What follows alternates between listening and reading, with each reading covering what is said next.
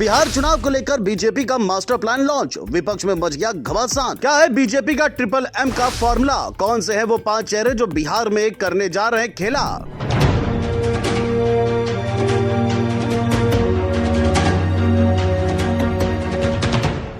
बिहार विधानसभा चुनाव की उल्टी गिनती शुरू हो चुकी है और बीजेपी ने ऐसा मास्टर प्लान लॉन्च किया है कि विपक्ष के होश उड़ गए हैं।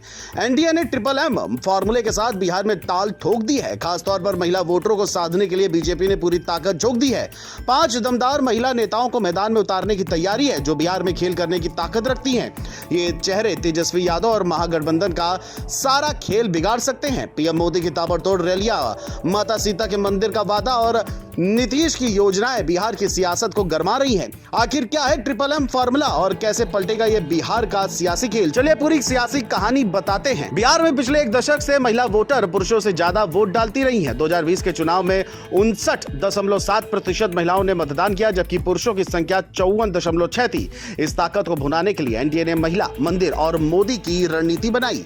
इस फॉर्मूले का पहला हिस्सा है महिला वोटरों को साधना। बीजेपी ने इसके लिए अपनी 5 तगड़ी महिला नेत्रियों को बिहार में उतारने का फैसला किया है। दूसरा हिस्सा है मंदिर, यानी माता सीता के मंदिर का वादा, जो बिहार की धार्मिक भावनाओं को जोड़ेगा। तीसरा है पीएम मोदी की लोकप्रियता और उनकी ताबड़तोड़ रैलियां, जो बिहार में एनडीए का माहौल बनाएंगी। पहली नेता हैं केंद्रीय वित्त मंत्री निर्मला सीतारमण। उनकी साफ छवि और आर्थिक नीतियों की समझ उन्हें बिहार में बड़ा चेहरा बनाती है।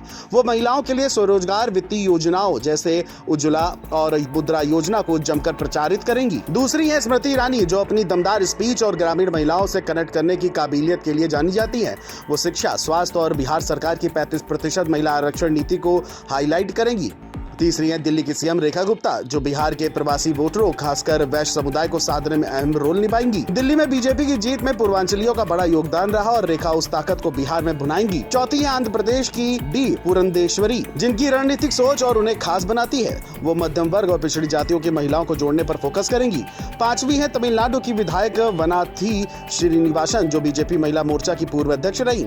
2022 में केंद्रीय चुनाव समिति की पहली तमिल महिला सदस्य बनने वाली वनाथी बिहार में युवा और शिक्षित महिलाओं को बीजेपी की योजनाओं से जोड़ेंगी। इनके अलावा बिहार की स्थानीय नेत्रियों जैसे श्रेयसी सिंह, रेणु देवी, बेबी कुमारी, स्वर्णा सिंह, रश्मि वर्मा और डॉक्टर निक्की हेम्ब्रोम भी प्रचार में ताकत झोंकेंगी। एनडीए की रणनीति सिर्फ इन चेहरों तक सीमित नहीं है। नीतीश सरकार ने बिहार में महिलाओं के लिए कई योजनाएं शुरू की हैं, जैसे विधवा और वृद्धा पेंशन बढ़ा करके 1100 रुपए करना, पिंक बसें शुरू करना और सरकारी नौकरियों में आरक्षण देना। इन योजनाओं को बीजेपी इन महिला नेत्रियों के जरिए घर घर तक पहुंचाएगी।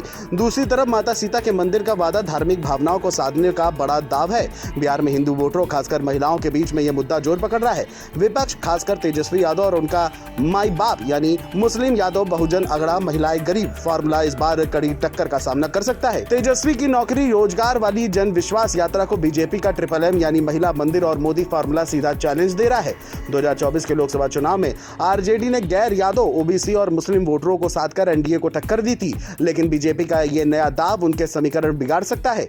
बीजेपी की रणनीति में पीएम मोदी का चेहरा सबसे बड़ा फैक्टर है। उनकी रैलियां और केंद्र की योजनाएं जैसे लखपति दीदी और बेटी बचाओ बेटी पढ़ाओ बिहार की महिलाओं को लुभाने का काम करेगी।